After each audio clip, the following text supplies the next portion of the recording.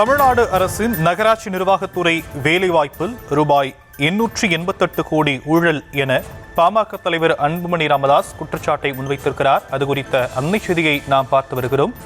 விவரங்களை முடிய செய்தியாளர் ராஜேஷ் வழங்க நாம் கேட்கலாம். ராஜேஷ், அன்புமணி ராமதாஸ் மேலும் என்னென்ன விஷயங்களை இந்த விவகாரம் குறித்து குறிப்பிட்டிருக்கிறார்? வணக்கம்.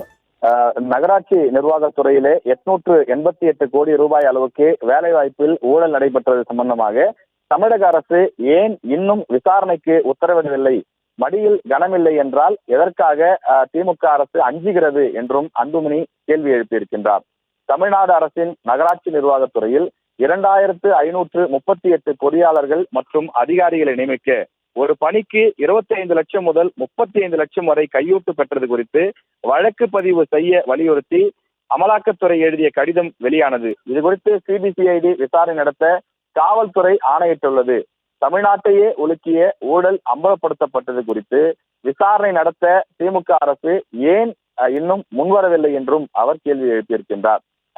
தமிழ்நாட்டை பொறுத்தவரையிலே பல்வேறு இளைஞர்கள் சுமார் 1,30,00,000 பேர் வேலைவாய்ப்பு இல்லாமல் அவர் சிரமப்பட்டு வரக்கூடிய சூழ்நிலையில் ஒரு வேலைக்கு 25 லட்சம் முதல் 35 லட்சம் ரூபாய் வரை கையூட்டு வசூலிக்கப்பட்டு அந்த பணம் ஹவாலா முறையில் பல இடங்களுக்கு அனுப்பப்பட்டுள்ளதை சோதனைகள் மூலம் கண்டறிந்த அமலாக்கத்துறை அதன் அடிப்படையில வழக்கு பதிவு செய்து விசாரணை நடத்தும்படி 232 பக்க ஆவணங்களுடன் அக்டோபர் 27ஆம் தேதி தமிழக காவல்துறைக்கு கடிதம் எழுதியிருந்தது.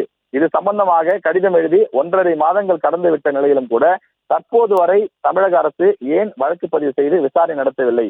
மாறாக அமலாக்கத்துறை காவல்துறைக்கு எழுதிய கடிதம் எப்படி லீக் ஆனது என்பது சம்பந்தமாக விசாரிப்பதற்கு மட்டுமே திமுக அரசு ஆர்வம் காட்டுவதாக அவர் குறிப்பிட்டிருக்கிறார்.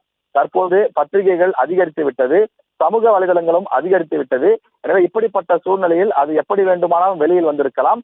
ஆனால் இவ்வளவு பெரிய ஊழல் நடைபெற்று இத்தனை இளைஞர்களுடைய வேலைவாய்ப்பு கேள்விக்குறியாகி இருக்கக்கூடிய நிலையில் அந்த ஊழலை செய்தது யார் என்பதை கண்டறிவதற்கு தமிழக அரசு ஏன் நடவடிக்கை எடுக்கவில்லை என்று அவர் கேள்வி எழுப்பியிருக்கிறார்.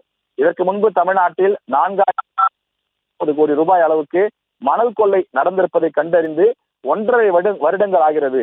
அதன் மீதும் எந்த விதமான நடவடிக்கையும் தமிழக அரசு எடுக்கவில்லை என்றும் தொடர்ந்து மக்களை காப்பதற்குத்தான் ஆட்சி அதிகாரம் என்ற கவசத்தை பயன்படுத்த வேண்டும், ஆனால் தீய சக்திகளை காப்பாற்றுவதற்காக இந்த ஆட்சியை கவசமாக திமுக அரசு பயன்படுத்துகிறது. இதை ஏற்றுக்கொள்ளத்தக்கது அல்ல. திமுக அரசு உடனடியாக இந்த நகராட்சி நிர்வாகத்துறையிலே ஊழல் செய்தவர்கள் மீது கடுமையான நடவடிக்கை எடுக்க வேண்டும், விசாரணை அமைக்கப்பட வேண்டும் என்றும் அவர் வலியுறுத்தி இருக்கிறார்.